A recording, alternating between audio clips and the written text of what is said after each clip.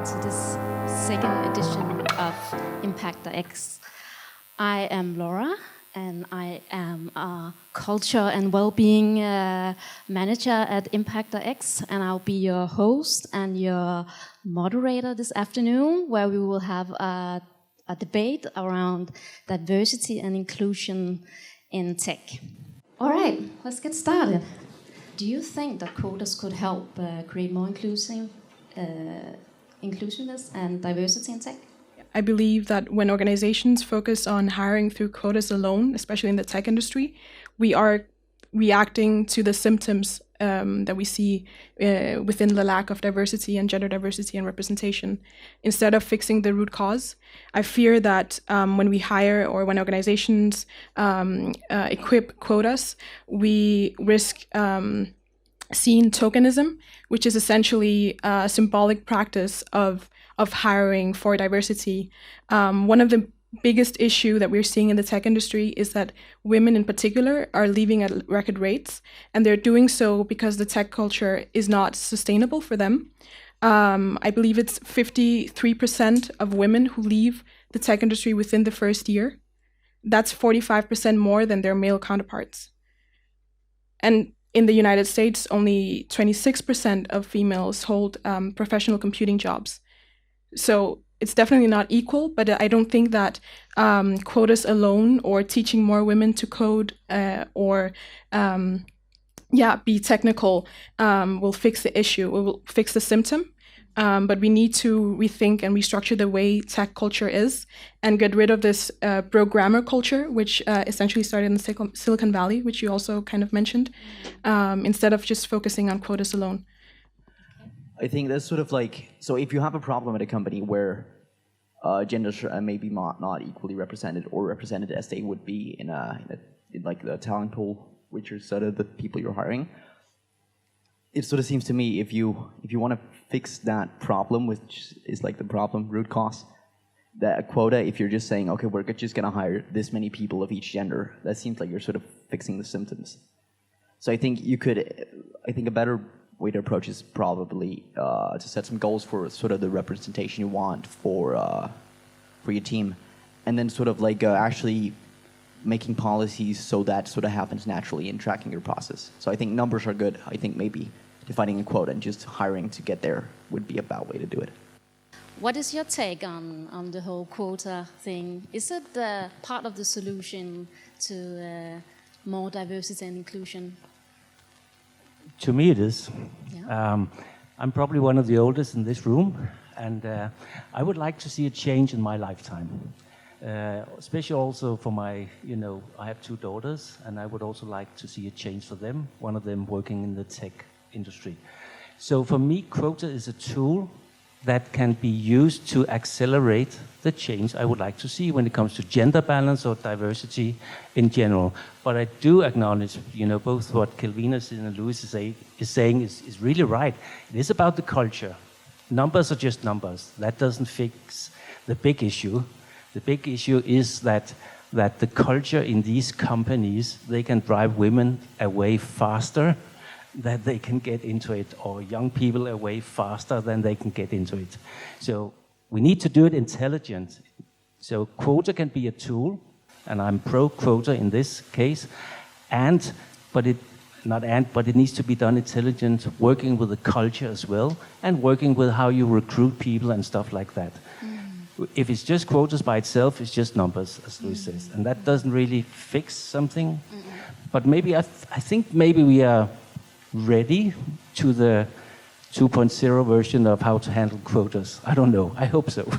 That's my vision for it. I'm actually sad to say that I'm pro quotas because I don't see any solution better for moving forward this agenda. And it's the only thing that actually seemed to work, like Jens is saying. And we have seen it in other sectors. We have seen it with the maternity leave, and we have seen how making quotas for that in Sweden, for example, has actually helped a lot to make more equal standards for working for women.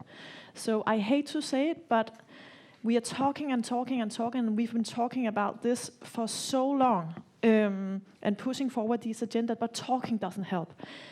There has to be action, and it has to be a little bit drastic, I think. Is that something? Do you think? A lot of the voluntary initiatives is part of the development that we need to go through. But I'm really recognize what you're saying. It's a matter of patience and time. Like when the latest numbers of equal pay between men and women in Denmark is that if you and I have the same job, you have to wait 111 years to get the same payment as I get for doing exactly the same. So it's also a matter of patience. Are we that patient? Or shouldn't we try to, as you say, try to do something? And that's why I think we need to consider carefully all the tools that can do a faster change than all these small bits and pieces from good intentions. They're all good intentions. I haven't met bad intentions when we work with this, but it doesn't really move the needle. It goes so incredibly slow that I'm getting crazy. Yeah. And can I say something? And research actually shows that, there's this argument of, when people come in on quotas, they are not seen as equal, and people will look at them and say, you got in on a quota, so you're not as good as me. But research actually showed that doesn't happen. So then there's no really good argument for not doing it if it actually lifts up to an equal workforce. I have two examples actually before. So California recently mandated a new law which will start in what companies have to adapt to within 2021, which is that boards need, or startups or companies in Silicon Valley especially, need to recruit more females in their boards. I think that's really cool, but the thing is they didn't legislate how to get there, and they didn't legislate how these organizations can ensure that the talent stays in the organization. And that's my main concern with quotas, is that, we can try and recruit all we want, and there definitely the talent is out there, but if they disappear within the first year or after 8 years, then we will not be doing anything else than just recruiting people. Well, one thing I say, we are so used to this term diversity and intelligence. Diversity and inclusion. When we discuss quota address the diversity, but it doesn't address the inclusion. And that's where the problem is. It's very easy to get diversity. It is just numbers. But as we all, I guess, more or less agree on, is that the issue is much deeper.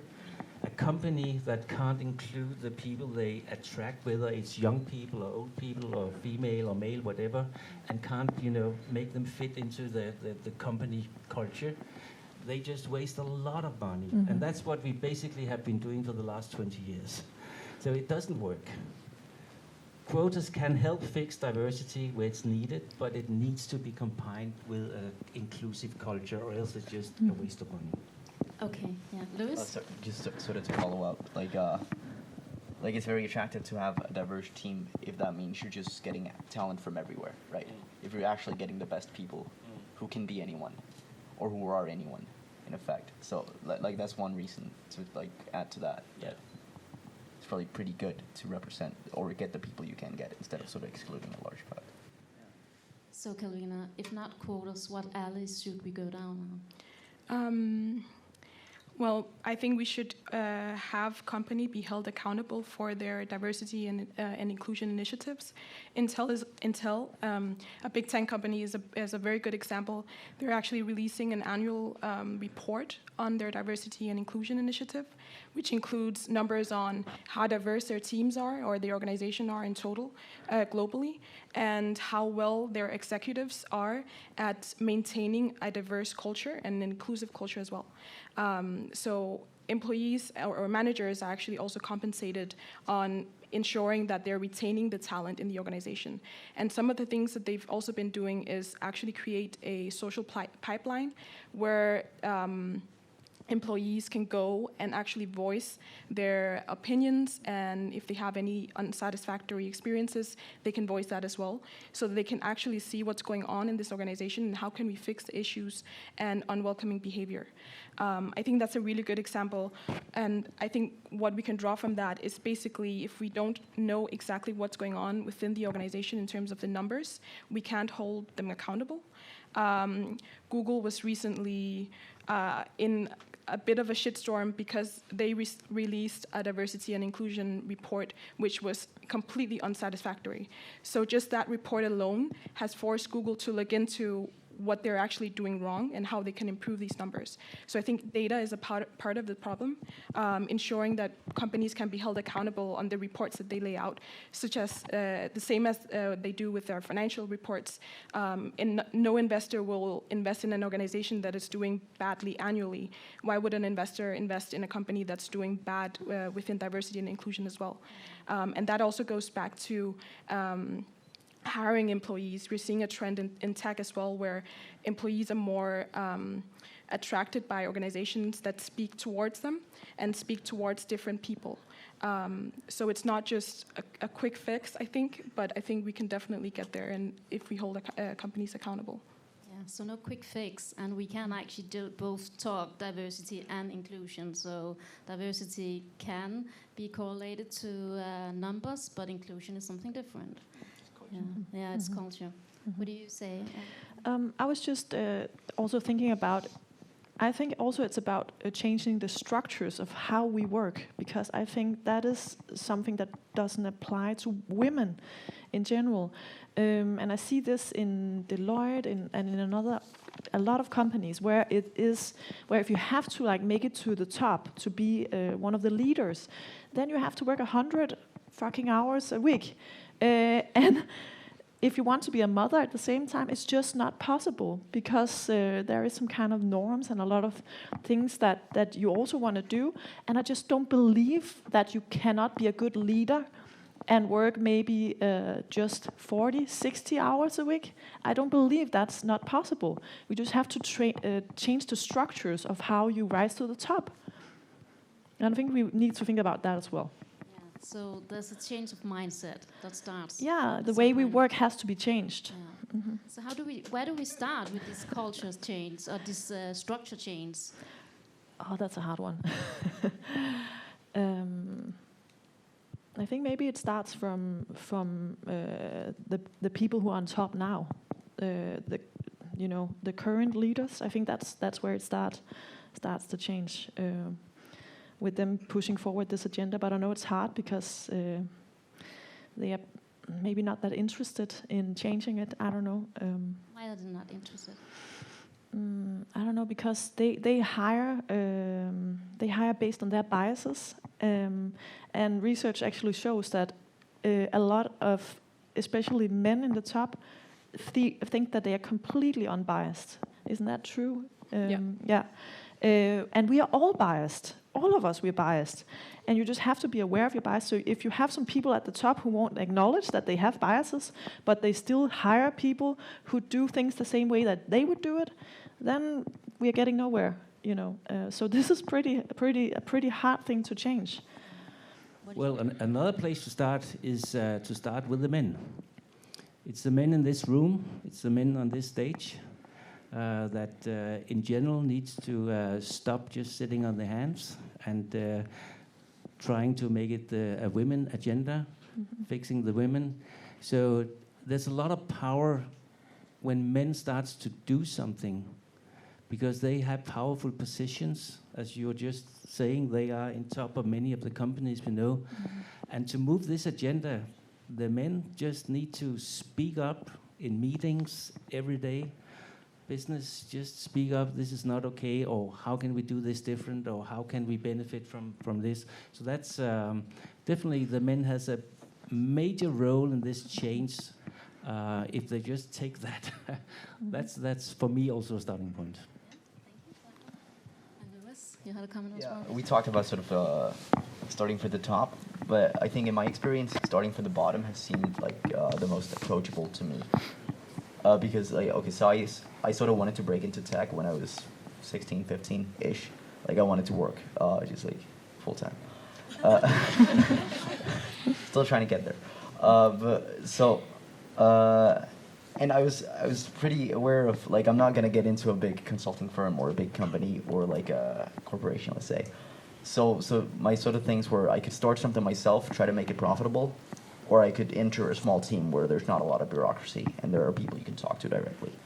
And and that's sort of what I did, and it worked out great. I think that's my point. Start from the bottom. Okay. Cool. Calvino, do you have any points? Yeah, I think, Jens, you said something really important, which is leaders and men specifically have extreme biases and the opportunity to make a difference. But we also, as women, have biases and actually in favor of men in the hiring process. Mm-hmm. So I think it's super important to stop thinking that when we are hiring diverse, because we are looking at all the applications and we are hiring only for skills. We are not. We are influenced by the photo on the application, by the name, by the competencies that the applicant explains and apply with, and also, of course, the gender. So I think one of the things that I think is really important as a leader in any organization is to get rid of the names in the application, get rid of the gender in your application, and get rid of photos as well, and only hire based on that application. And once you get that person into your organization or for the interview, make sure that you are still checking your own biases, because it doesn't stop just when you're inviting the person into a job interview. Yeah, so Jens, the last point before we go to the audience. Good. So just wanting to add to this one that it is within the tech business I've seen the best procedures on how to hire bias-free processes, where they do exactly the same, but they also took away, before the person in charge was supposed to choose the first one, they took away, stripped the papers from everything, including education, age, name, gender, ethnicity, and education, and then they gave them a test, and based on that test, she chose the ones that had shown the best competences to do the job. And then after that, she met with those 5 that rated highest. And she said, every time I'm going to meet these people, I'm so excited because I have no idea. There could be an age span of 60 years. It could be anything. I have no idea. It's so exciting. So that comes from tech. So that's where I think tech has a role, because they have tools where they can do stuff like that easier than a lot of other businesses. And it's really powerful. So thank you for raising that. Yeah, to that, there are also some companies sort of who are hiring based on, they give you a project, right? And so, like, okay, so they still do the resume stuff and they take your name and gender or whatever.